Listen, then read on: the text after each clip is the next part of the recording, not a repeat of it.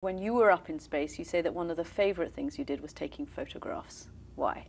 I think it's because things happen too fast.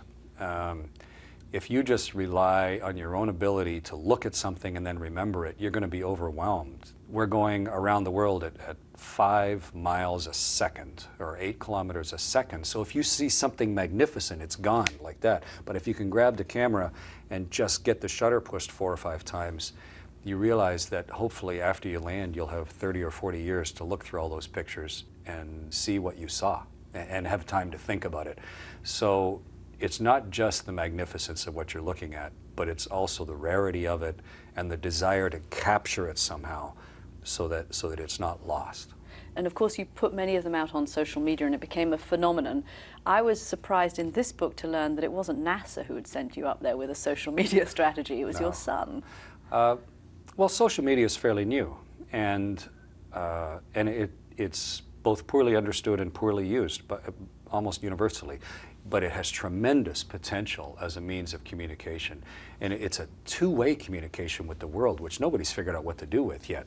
It was interesting to look at what I was doing through the eyes of my kids. They were saying, how come you're not telling anybody what you're doing? I'm going, I'm in all the newspapers. They're going, we don't read newspapers. We read X, or we read this.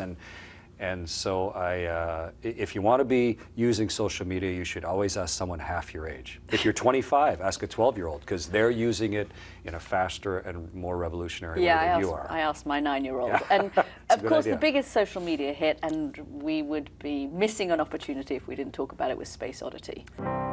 Ground control to Major Tom. Whose idea was that?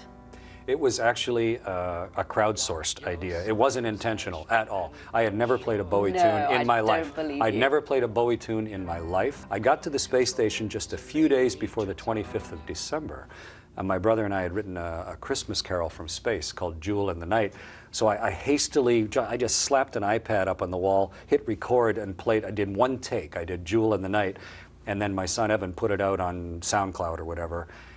As soon as people on the web heard that there was a musician on the space station recording, suddenly there was this undercurrent of demand to, oh, you got to do a cover of Major Tom, which is Space Oddity. And millions watched it. I want to ask you quickly, of course, you talk about the problems that your body went through coming back to Earth. Yeah. 1 day on Earth for every day in space. We've just had a Russian and an American go up for a year. Yeah.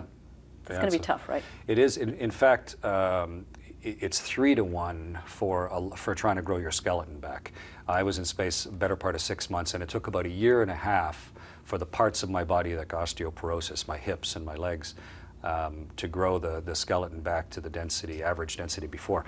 But there's not an astronaut in the world that wouldn't make that trade-off. It's a tremendous chance to try and understand the rest of everything.